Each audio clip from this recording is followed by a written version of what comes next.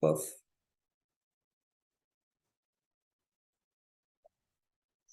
Bonjour à tous, c'est Jean-Marie et François-Xavier de Swimrun France. Bonjour. Nous accueillons aujourd'hui Sergio Moreira, le directeur de course du Swimrun Tamega au Portugal, et nous allons répondre aux questions qu'on a eues à ce sujet, car on a de nombreuses questions, je crois, hein. Euh, donc, Sergio, tu peux t'introduire un petit peu à nos Français? Bonjour à tous. Merci pour cette invitation pour être ici en direct avec vous. Je m'appelle Sergio. Je suis le directeur de la course Swimrun Tamga pour la troisième édition. Et je suis ici pour répondre à toutes les questions et éclaircir quelques doutes que peuvent exister en rapport au Tamga. Alors, on va commencer par la première question, hein, François. Alors, on a eu un certain nombre de questions. Celle qui revient le plus, c'est les parcours, les distances. Il y en a combien de quelle distance? Alors, basiquement, la course elle est divisée en 12 jours, le 3 et le 4, en sachant que le 3 il est dédié aux enfants. On a 5 petites distances adaptées à chaque âge pour les enfants. Le 3, c'est vraiment un jour de fête que les parents peuvent jouer avec les enfants et tout ça. Et après, le 4, là, c'est vraiment pour les adultes. Il y en a 3 distances, le sprint standard et la marathon avec 42 km, que c'est la Merit Race, la nouveauté cette année. En sachant Donc, que ta course, le Merit Race, est uniquement sur l'ultra. exactement, c'est sur les 42 km, le marathon. Marathon. OK? Et après, il y a les 12 autres distances qu'on avait déjà sur la première et deuxième édition, le sprint et le standard. Le sprint avec 17 km plus ou moins et le standard avec 32 km 400. Et ces 2 courses, elles sont possibles de faire le sprint individuel et le standard. On a laissé aussi la possibilité pour les gens qui voulaient se désafier un petit peu, faire aussi en solo. Mais le principe, c'est qu'elle est faite pour être en binôme, le standard. Le marathon, ça existe seulement en mode binôme pour le moment. C'est la première édition, c'est un contest et elle est quand même assez exigeant. Du coup, on a laissé sur le mode binôme pour tester, comme c'est la première édition et si on voit que ça se passe hyper bien, on va peut-être ouvrir aussi à individuel. Et pour le moment, c'est en binôme. J'ai une petite question qui vient de la part de Sylvie Fariol des Neptuniens, Mhm. qui se posait des questions pour la barrière horaire du marathon. Elle disait qu'elle était un petit peu inquiète. Comment ça va se gérer? Normalement, il n'y a pas de barrière horaire pour la première édition. On va laisser couler et normalement, on va seulement stopper, mais ils vont tous recevoir un guide pour chaque course. Tous les athlètes vont recevoir un email une semaine avant avec toutes les indications, les horaires de l'événement, où il doit se placer et tout ça. Et sur le marathon, on a décidé que si les gens la 20e, non, avant, la troisième natation avant la fin. S'ils n'ont pas réussi à attendre à 15 heures, là, on va faire un time-out. Mais je pense que pour ça, pour arriver à 15 heures, ils ont déjà 5 heures de course. Je pense que tout le monde va passer cette barrière horaire facilement. Et je ne me fais pas de soucis vraiment. On a mis 7 heures comme j'ai donné 3 heures de plus que sur le sprint et 1 heure de plus sur le standard, mais c'est tout à fait faisable. Mais c'est, comment dire, la huitième natation qui va décider. Si les gens ils arrivent là avant 15 heures, là on va stopper les gens, mais je ferai un tout clair sur un bulletin informatif pour les athlètes. D'accord. On a reconnu le parcours en partie avec toi. Et Mhm. qu'est-ce qu'il faut peut-être rappeler, c'est que c'est une rivière séparée en deux par un barrage, donc on est toujours dans une rivière. Et une question qui revient évidemment pour chaque compétition, c'est la température de l'eau et de l'air. Et quand on parle rivière, les gens s'inquiètent parfois aussi du courant. Est-ce que tu peux OK. les rassurer là-dessus? Ils vont être complètement rassurés. La seule question que se lève de difficulté, c'est qu'à 9 heures du matin, normalement, il y a du brouillard dans la partie inférieure de la rivière. Et du coup, l'eau, elle risque d'être à 13 degrés. L'année passée, c'était assez exceptionnel parce qu'en juin, normalement, on a un jour de pluie euh, dans le mois de juin. Et nous, on a eu 7 jours de pluie le jour avant la course. Du coup, l'eau, elle avait baissé un petit peu la température. Et ils ont profité pour turbiner un petit peu l'écluse. Et du coup, ça a fait baisser un petit peu la température. Mais normalement, elle est entre 13 et 14 degrés, l'eau. Et la température externe, seulement pour qu'on a une moyenne de la température de l'air, la plus basse registrée dans les derniers 15 ans, c'était 21 degrés. Et la moyenne, c'est 25. Et l'année passée, on a eu des températures de 30 degrés à midi sur le sommet de la course à Riedmünch, tout proche de la Chapelle. Alors, qu'est-ce que tu Alors, recommandes comme tenue? Dans ce cas-là, il y a une grande variation entre le matin dans l'eau, quand on se met à l'eau à la première natation et dans l'après-midi en courant.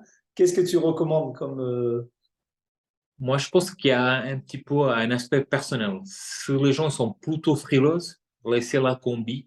Elle va vous être utile tout le long. Parce qu'en plus, on a beaucoup de parcours qui sont à l'ombre. Surtout le retour, on va jusqu'en extrémité et on retourne sur l'autre rive.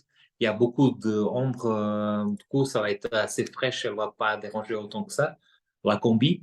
Par contre, l'ascension jusqu'à la chapelle, elle va être hard parce que c'est entre 11 et midi. Là, on va choper un petit peu le soleil. Du coup, peut-être il faut alléger un petit peu. Mais s'il fait froid ou si c'est un jour gris, on va être content d'avoir cette combi. Il faut décider sur les 3 derniers jours. Ouais. Par contre, nous, on fera un communiqué de presse à tous les athlètes par email en disant les conditions météo et là, ils vont pouvoir ajouter un petit peu le tir aux dernières minutes. Mais on a eu plein d'athlètes qu'on fait en short et t-shirt l'année passée, ils n'ont aucun problème. Par contre, les 12 personnes qui ont abandonné l'année passée, ils étaient hyper maigres. Alors, ils étaient sur la partie inférieure. C'est chacun de voir s'ils sont frileux ou pas et la météo aussi. À propos de l'église où on monte, qui risquait d'être au soleil, je crois que là-haut, tu as Mhm. prévu un ravitaillement. Oui, Qu'est-ce il que y c'est a, un ravitaillement comme victuailles ou comme tout? on a 3 genres de ravitaillement. On a seulement hydrique, ça veut dire que vous allez avoir de l'eau et de isotonique d'un sponsor. Et après, vous avez des ravitaillements salés et sucrés, comme j'aime m'appeler. Parce qu'il y a des gens il y a toujours un petit peu de tout. Vous allez avoir les fruits classiques, la banane, l'orange, même la pomme. Vous allez avoir, je ne sais pas comment on dit en français, j'espère pas dire faux, mais de la marmelade. C'est un, comment ça s'appelle? C'est un truc hyper sucré, un carré que vous pouvez manger, que c'est hyper bon. Ça va vous booster au niveau de l'énergie. Vous allez trouver du jambon, si vous aimez le salé. Vous allez avoir des cacahuètes. Il y a toute une variété de... Ah, c'est du jambon portugais, des aliments. acheté juste là-bas. Il va avoir à plusieurs endroits des trucs salés et des choses sucrées. Donc, Et de la comme on a variété tout le long. D'accord. Il y a combien de ravitaillements par exemple, sur le marathon? sur le marathon, il y a en tout cas 7. D'accord. Oui, Il ne faut pas avoir peur parce que s'il fait beaucoup de chaleur, on va mettre plus de revêtement hydrique, ok? Et il ne fait pas trop de chaleur, on a tous ces revêtements tout le long. Moi, j'avais une question sur le prize money qui avait sur ton épreuve. Oui. Et quel était le montant? C'est intéressant parce qu'on n'a pas souvent ça en France, donc c'est intéressant pour ceux qui se déplacent et qui jouent la gagne. Ok. Il y a en argent, il y a 5 000 euros. Ça veut dire que sur les sprints et standards individuels, le premier classifié, il a 150 euros de prime. Le deuxième classifié, ils ont 100 euros de prime. Et sur le troisième place, il y a encore 50 euros pour les individuels. Alors, c'est 150, 100 et 50. OK, vous avez toutes les infos sur mon site. Et pour les binômes, c'est le double. Le premier place, 300 euros. Le deuxième place, 200. Et pour le troisième place, 100 euros. Alors, c'est quand même assez attractif pour le standard binôme et pour le marathon, en sachant que le premier classifié marathon, ils ont la qualification pour Otilo 2024. C'est le Saint Graal pour les premiers. Pour le deuxième classifié, ils ont accès à une course Otilo. Je ne sais pas encore laquelle, mais j'attends les indications de Otilo. Mais normalement, c'est une course officielle Otilo. Ils ont pas. Et il y a un slot sur toutes les athlètes du sprint standard et marathon pour une course aussi Otilo qui peuvent gagner. Parfait. En parlant de gagner, tu offres la possibilité de gagner des places pour ta course par l'intermédiaire de Swimming France. Jean-Marie, tu veux en parler? Quelle est la procédure? Oui, oui. Donc il y a deux équipes, enfin deux fois deux dossards à gagner, donc deux binômes. Nous allons mettre en jeu sur notre forum euh, des dossards à gagner. Donc, un qui aura lieu à partir d'aujourd'hui jusqu'à la semaine prochaine et deux autres encore la semaine d'après. Et donc, c'est classique, hein, il faudra juste liker, partager, citer deux amis. Et après, nous, on fera une loterie, un tirage au sort et il y aura deux gagnants pour ces deux tirages. Donc, au total, on aura bien quatre places, quatre dossards qui seront affectés sur la distance du choix du binôme. Donc, si le binôme veut faire le marathon, le standard ou le sprint, nous le dira. Et voilà, donc, ça sera gracieusement offert par toi, Sergio. Et on remercie ton aide gracieuse là-dessus parce que, effectivement, les Français sont espérés en nombre chez Sergio et au Portugal. Donc ça, c'est quand même une nouvelle fantastique pour les binômes. On va poster tout ça sur le forum, sur le site, et ainsi de suite. Donc suivez sur les réseaux sociaux, vous aurez tous les détails. Est-ce qu'on avait encore des questions sur la course elle-même spécifique? Peut-être une question classique, quel type de chaussures? Pour avoir fait une partie de reconnaissance, je pense qu'il faut des chaussures de trail parce que surtout en particulier la dernière partie, elle est quand même assez technique, en sous-bois, avec du dénivelé, monter, descendre, etc. Moi, je choisirais des chaussures de trail. Qu'en penses-tu, Sergio? Je pense aussi qu'il faut choisir les chaussures de trail. D'accord. Elles sont le plus adaptées pour cette course. Ouais, parce qu'il y a Même s'il y a quelques des petites petits... portions très rapides, très roulantes, mais on perdrait beaucoup trop dans le trail. Est-ce que Jean-Marie, il y avait d'autres questions ou Sergio, est-ce que tu as d'autres points sur la course spécifique elle-même? Oui, on a 54 km de distance de Porto. Comment arriver à la course? Le plus simple, c'est à l'aéroport, louer une voiture et comme ça, vous avez la possibilité de visiter plein d'endroits autour, hyper magnifiques au niveau historique et tout ça. Mais si vous voulez pas louer une voiture, ça va venir presque au plus au même prix parce que j'ai fait un petit chèque là. Et le prix de location pour 3 jours, arriver le vendredi, partir le lundi, ça tourne plus ou moins pour 45 euros la location. Par contre, si vous prenez le métro jusqu'à Porto depuis l'aéroport, le train jusqu'à Penafiel et un taxi, parce que je ne vais pas dire, si vous prenez le bus, ça va prendre presque 3 heures de temps pour arriver à Tamga ou à votre hôtel là autour. Mais si vous prenez un taxi, ça, entre le ticket de métro, le ticket de train, qu'au total, ça fait plus ou moins 5 euros, les deux tickets, plus 23 pour un taxi, parce que c'est 17 kilomètres de taxi depuis Penafiel jusqu'à Alpendurada. J'ai mis 7 points de référence, mais ça peut faire moins ou plus selon l'hôtel. On a pour 30 euros pour arriver chez nous si on prend tous les transports publics. C'est presque mieux qu'une voiture, c'est cet aspect. Et on est à 1 heure de distance, basiquement. Une suggestion, c'est que les membres du forum Swimrun France se coordonnent pour se retrouver et faire du covoiturage. Ça serait bête que 2 fois 2 binômes louent une voiture, qu'alors qu'ils peuvent être à 4 dans une voiture et partager les frais. Exactement. Exactement. Ça sera encore moins cher. Moi, je peux ajouter qu'on a pris l'avion depuis Marseille. On a pris, je crois qu'il y a Ryanair Il y a Ryanair, il y a plusieurs compagnies qui volent directement jusqu'à Porto. Bon, parfois, comme c'est des low cost, il faut trouver il faut un peu chercher et faire son shopping. Mais bon, Porto est quand même bien desservi. Depuis Paris, il y a Beauvais et Vatry il y a Ryanair il y a des vols directs Porto.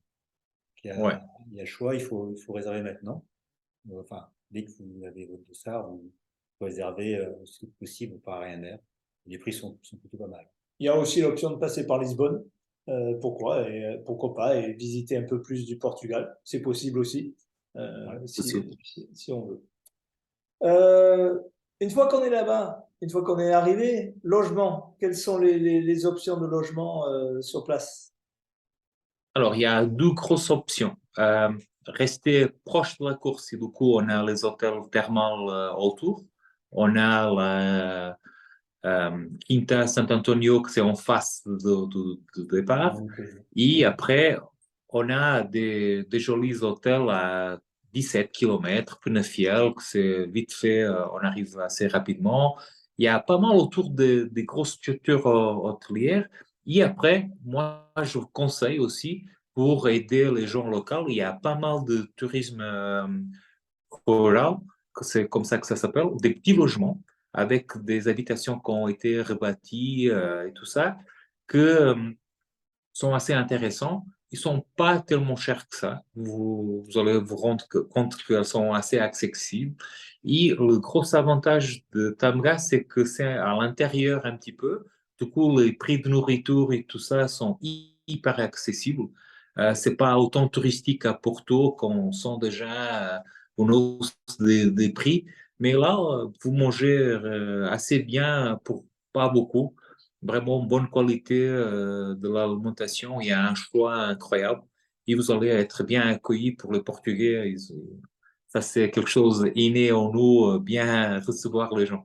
On peut en témoigner, effectivement. Qu'est-ce que, au niveau tourisme, tu commences à parler de nourriture, il y a aussi pas mal de vins des spécialités dans le coin, locales. des spécialités locales. Okay. Alors, ici, à Tamega, il y a un vin, c'est le vin vert. C'est une spécialité locale, ça se fait pas nulle part. Le plus gros vin vert, si vous voulez regarder un petit peu, c'est Aveleda Penafiel. C'est une énorme ferme qui produit des vins. Très joli à visiter aussi. Ils font des fromages. Nous aussi, le Portugal, on a pas mal de fromages. Et il y a tout un autour des petites fermes. Vous allez voir même, vous allez croiser quelques vignerons pendant la course. À Ridemoinhos aussi, c'est possible de visiter 2 ou 3 fermes. avec des bons vins. On a des jolis restaurants. Malheureusement, on n'est pas sur la saison d'un plat spécial, c'est l'empereur chez nous, mais on va avoir le jour de la course un cochon qui va tourner pour toutes les athlètes à la fin de la course. OK? Et peut-être une petite surprise sur place que je ne vais pas dévoiler. Sinon, c'est plus une surprise. Hein? Sinon, c'est Il y a plus une surprise. Oui, c'est exactement ça.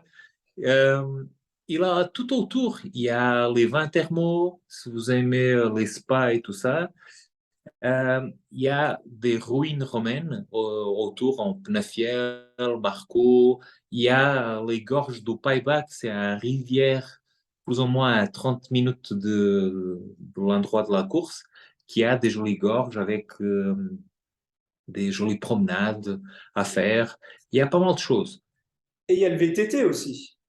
Il y a le BTT pour les gens qui raffolent du BTT. Il y a pas mal de parcours très jolis.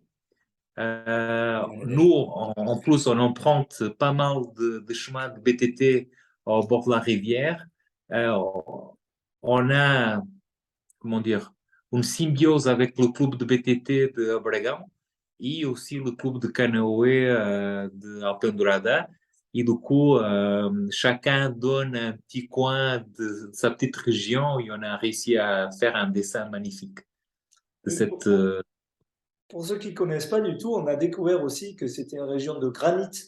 Oui, Et vous serez surpris par la quantité de pavés, des tout petits pavés, pas des gros pavés français, mais des pavés beaucoup plus petits. Et il y en a vraiment de partout, de partout, de partout. C'est charmant. Euh, Peut-être une des dernières questions, en fait, tu y as probablement parlé, les accompagnants, famille, enfants. Tu as parlé du Kids, la course pour les enfants la veille, donc c'est évident qu'ils sont bien accueillis et, et bienvenus. Il y a autre chose que tu voudrais rajouter sur ce point-là?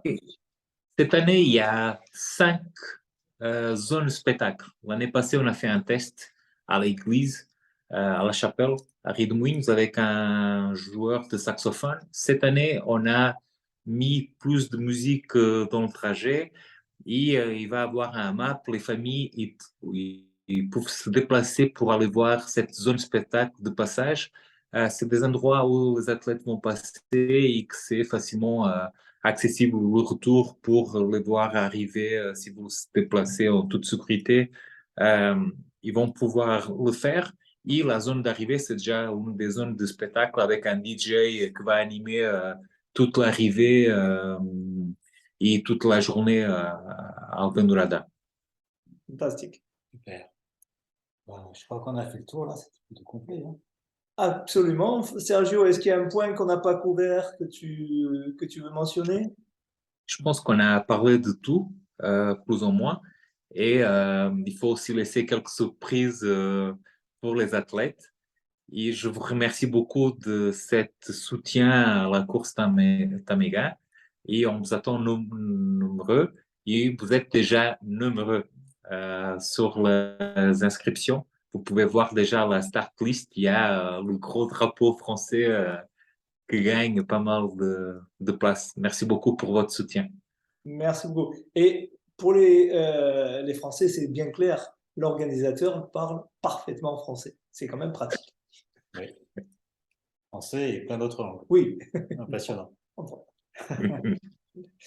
Bon, écoutez, merci de nous avoir suivis pour ce petit Zoom avec questions-réponses. Nous allons le mettre sur notre chaîne YouTube.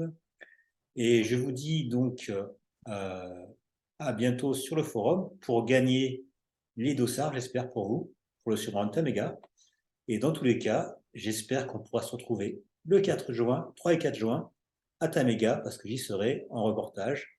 Et on fera une belle photo collective de tous les Français qui seront là-bas. Et on donnera bien sûr envie à tous les autres Français de revenir l'année d'après. On sera encore plus nombreux. Parfait. Sergio, merci Sergio. beaucoup. Au revoir, bonne soirée. Et Merci à bonne vous. course.